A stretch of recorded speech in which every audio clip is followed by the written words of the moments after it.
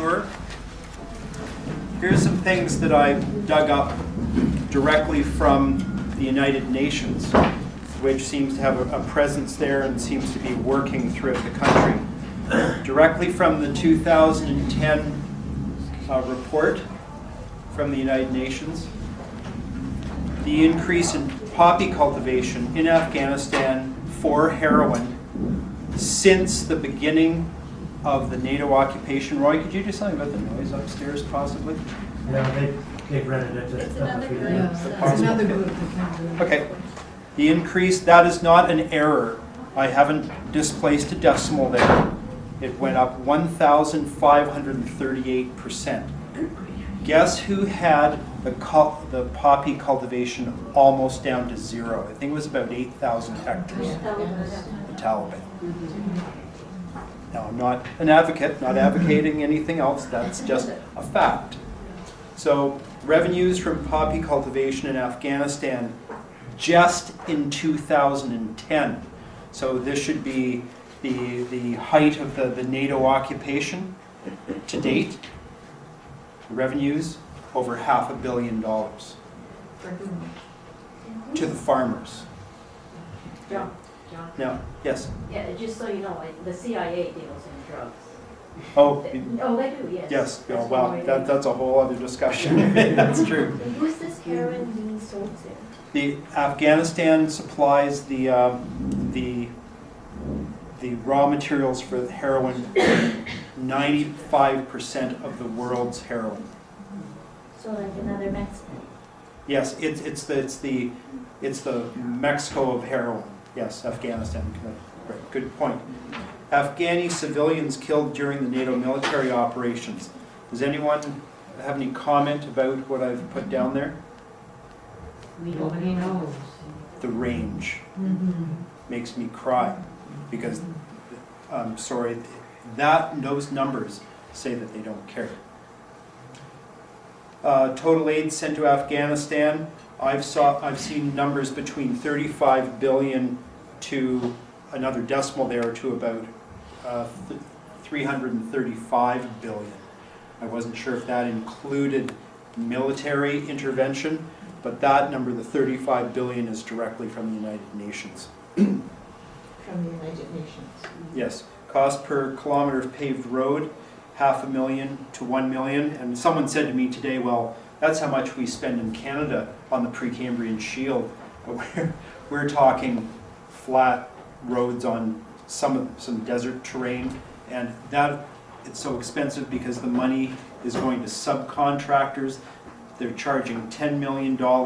They're giving the job to a subcontractor for $50,000 and pocketing the rest. So there's an incredible amount of corruption in the development that's going on. Oh, I should have mentioned earlier, Afghanistan is not a small country by population. It has the same order of magnitude the population of Canada, as of 28 million or a little higher.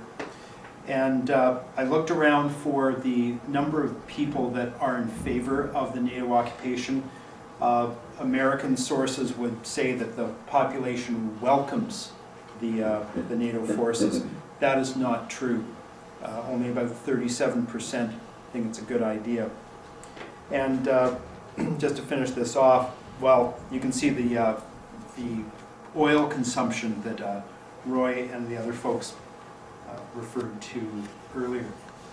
So it's a very complicated issue, and I've got another clip I'd like to show you from YouTube that extends on the clip from Fahrenheit 9/11. Great. Thank you. I found the population of 2 villages living destitute in the rubble of this shoe factory in Kabul. They'd fled attacks by warlords who'd robbed them and kidnapped their wives and daughters.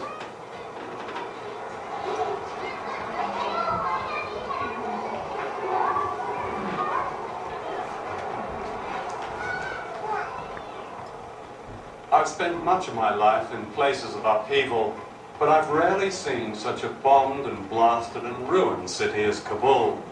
Most of the damage was done not by the Taliban, but by the Afghan warlords backed and trained and funded by America for more than 20 years. The same warlords who have been effectively put back into power by George Bush. While Afghanistan's liberation from the Taliban was welcomed here and brought certain freedoms, such as the opening of schools and the playing of music, for many people, another kind of terror replaced it, one barely acknowledged in the West. And not only has the government in Kabul no power and no money, the president, Hamid Karzai, dares not leave his office without his 42 bodyguards from the US Special Forces. Real power is held by these men, warlords, whose record of repression and brutality is little different from the Taliban. The warlords are terrorists, bribed by the Americans with a fortune in cash and truckloads of arms. Today they control the government in Kabul and have re-established the opium trade, from which comes most of the heroin reaching the streets of Britain. Now Human Rights Watch has broken the silence, documenting atrocities committed by gunmen and warlords who have essentially hijacked the country. To a growing number of people around the world, America's war on terror is about hypocrisy and double standards, about terrorists classified as good and bad, depending on their usefulness to the great game of power politics. For years, Osama bin Laden was not only regarded in Washington and London as a good terrorist, he was virtually our creation. One of the most closely guarded secrets of the Cold War was America's role in supporting Afghan warlords known as the Mujahideen. The official story is that America backed these fundamentalists in response to the Soviet invasion of Afghanistan in December 1979. But that's not true.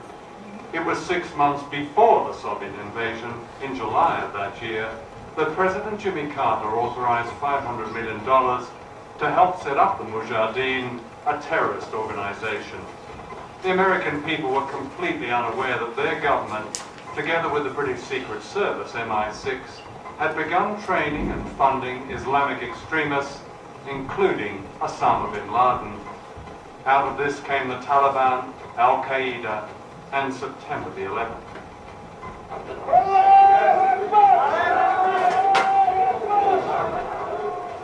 Soon after the Taliban came to power in 1996, the administration of Bill Clinton backed a secret plan for a pipeline through Afghanistan from Central Asia, which has vast reserves of oil and gas. The Taliban were offered a generous cut in the deal and secretly invited to Washington and Texas. They were treated royally, taken shopping and flown to tourist attractions like the NASA Space Center and Mount Rushmore. Their tour was so secret that no television news covered it. Most Americans knew nothing. By the time George W. Bush came to power, the link between Al-Qaeda and the Taliban was an embarrassment, and September the 11th gave Bush an opportunity to get rid of them. Today, Afghanistan is run by a regime installed by the Americans, and the pipeline deal is going ahead.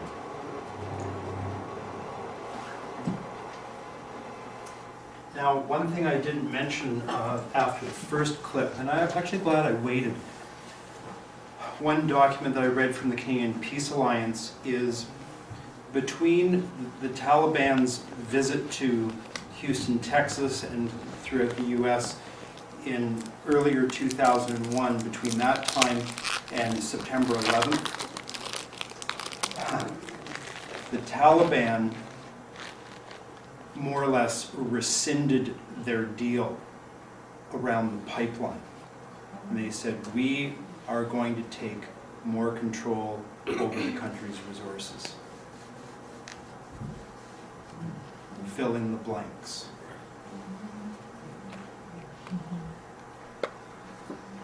fill in the blanks. So, again, it's clearly, Afghanistan is about resource appropriation. And it's clearly a case of militarization being used as an instrument of greed. It's as simple as that. It's complicated, but it's also simple. Now, in terms of Canada, just so I don't go on too long, flipping back to the brochure, 154 Canadian military personnel have been killed since the NATO occupation. At any given time, we've had around 2,500 troops in Afghanistan, and it's mostly been down. I don't know if I can get my map back. Let me try. Yeah. Our troops are mostly down in this southwestern portion. What's the name of the province? Is that Kandahar province?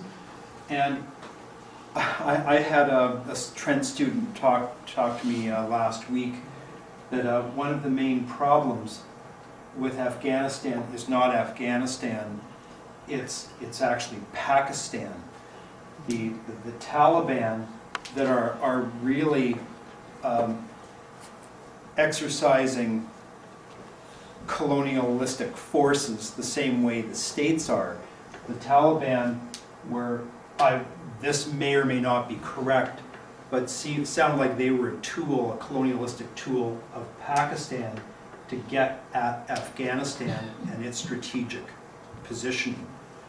The Taliban are rooted all along this border. It's almost like the borders of Pakistan and Afghanistan are in the wrong place because of tribal divisions. And a lot of the opposition to the NATO forces is coming from Pakistan because that's the seat of Taliban existence as a tribal entity. So that's why the Canadian troops are needed down this area. If you look where the pipeline is going to go, it's going right down through here, and it's in this area here that the security issues.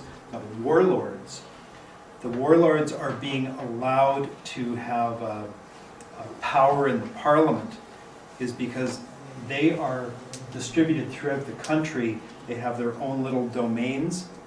They are being allowed to maintain that to provide security.